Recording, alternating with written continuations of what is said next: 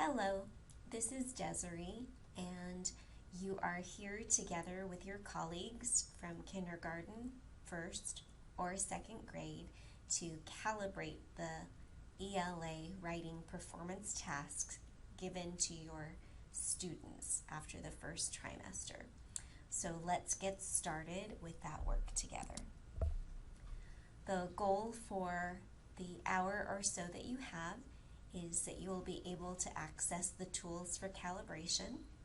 You'll become familiar with the anchor papers for either opinion or narrative writing across kindergarten, first and second grade, and that you'll have some time to practice for yourself checking your own alignment to that rubric.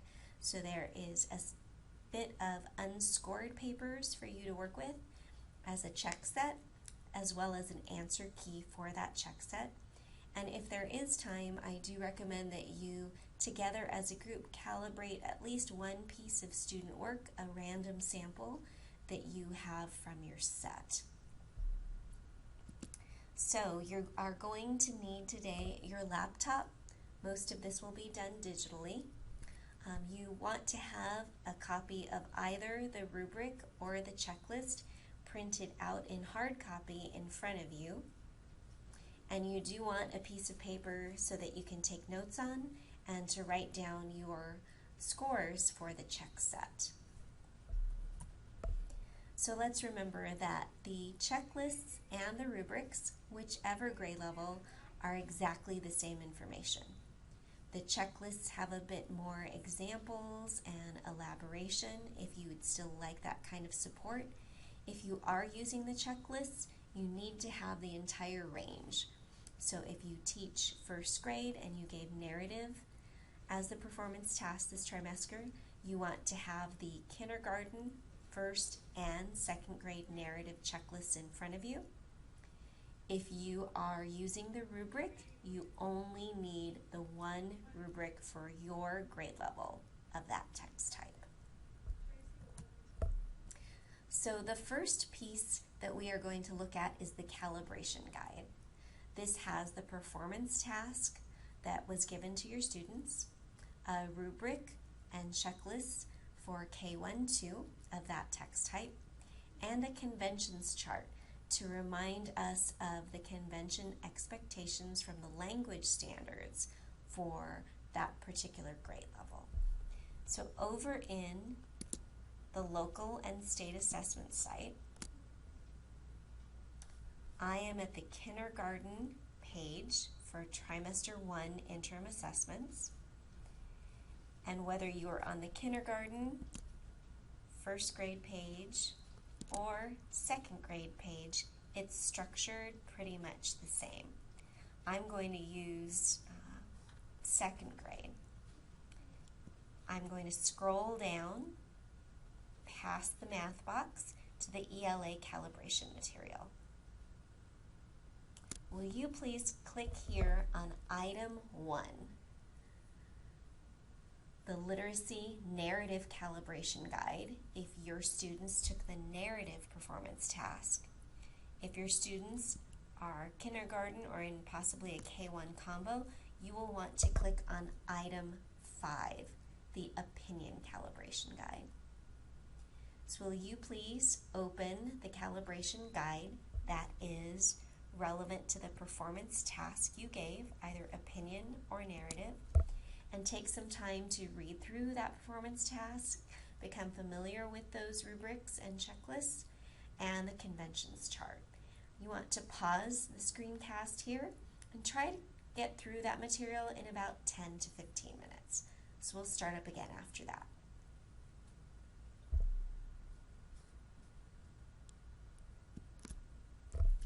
So thank you for looking at that material.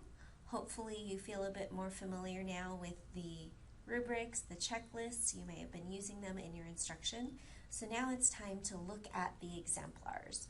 There are anchor papers for both narrative and opinion that show what that writing development should look like across kindergarten, first, and second grade. So again, I'm going to head back to the local and state assessment site. If you gave narrative, please open item 2, the narrative anchor set. If you gave the opinion task, please open item 6, the opinion anchor set. And go ahead and try to read those anchors to make meaning of how writing develops across those grades. Try to complete this task in about 15 to 20 minutes. So please pause the screencast here and we'll start up after you've done that.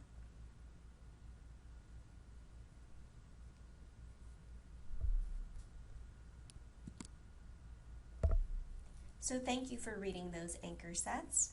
Let's talk a bit about elaboration and craft, since those are the portions of the rubric that can be the most challenging for us. Remembering that in narrative, what really counts as elaboration is the writer's ability to bring out those characters with details, speaking, and actions. That is actually a second grade expectation, that the writer intentionally brings the characters to life with details, talk, and actions. So a second grade expectation for craft would be that the word choice is strong there. There's strong details, strong dialogue, strong action words to show, not tell, what the characters are doing in the story. So let's backwards map from that. A first grader is taking some intention to try to put the picture from their mind, from that event, onto the page. They might do that with some details, which I hope you saw in those first grade anchors, and possibly in the words.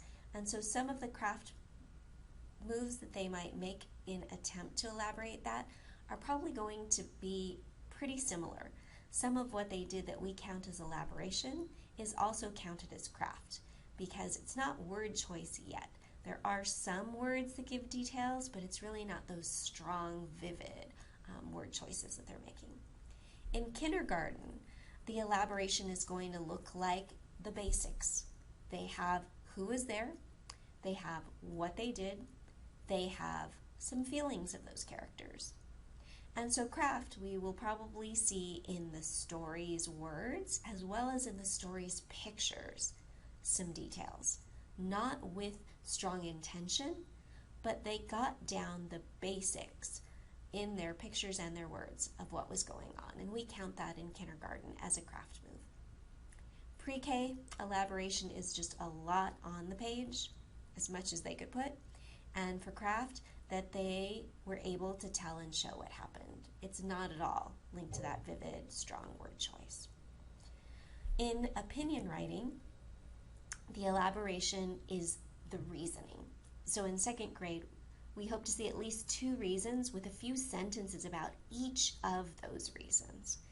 And the craft are choosing words that really help the reader side with the writer. They use words that help the reader agree with what they're saying. In first grade, the elaboration is 1 reason for their opinion, and possibly labels in their illustrations, as well as words to give details about those reasons, or that 1 reason. In kindergarten, it is basic. They're putting everything they think about the topic or the book on the page. We're not looking for reason yet. It may happen, but that's not an expectation yet at K. We are looking for details in the pictures and the words, and I hope you saw that in the anchor set here. Pre-K, again, it's just putting a lot on the page and saying, drawing, writing some things about what they liked and what they didn't like.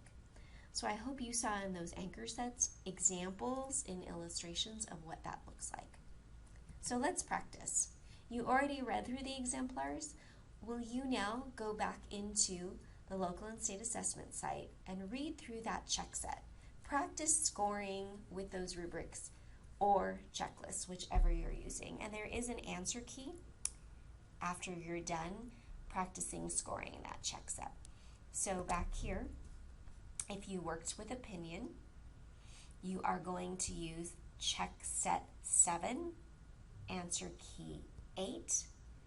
If you worked with narrative, you are going to use check set 3, answer key 4. So will you please go ahead and take about 20 to 25 minutes to work through that check set, compare your scores to the answer key, and possibly highlight anything that was a learning for you. Go ahead and pause and restart after you've completed that.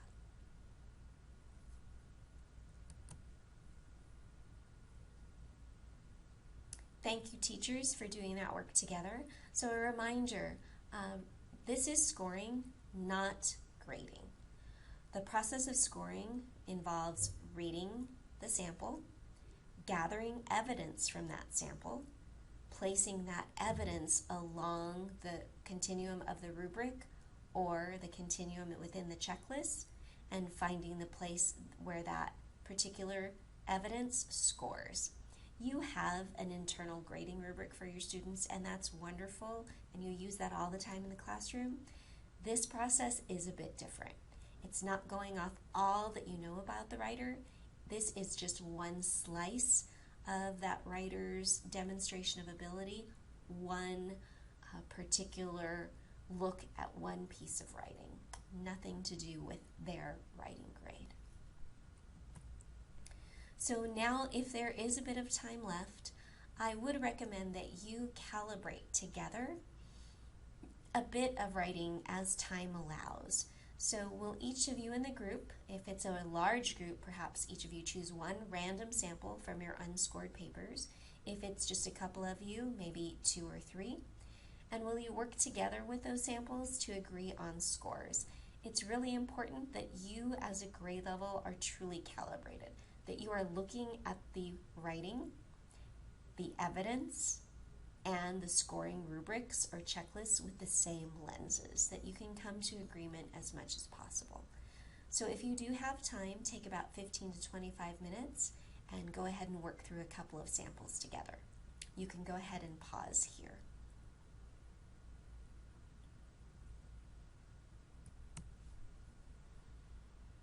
So I hope the time was beneficial for all of you. I know how hard you're working and that this definitely took part of your time today. It is valuable time, and I hope that you can look at this alongside your students' writing folders and other samples that you have. If you have any questions, please feel free to email me at the address there. And just a reminder, on the literacy site, which is hyperlinked to this last slide, there are units for kindergarten informational writing, first grade and second grade, as well as opinion and narrative units with rubrics, checklists, assessments, and full day-by-day lesson plans for your use. Happy writing to you.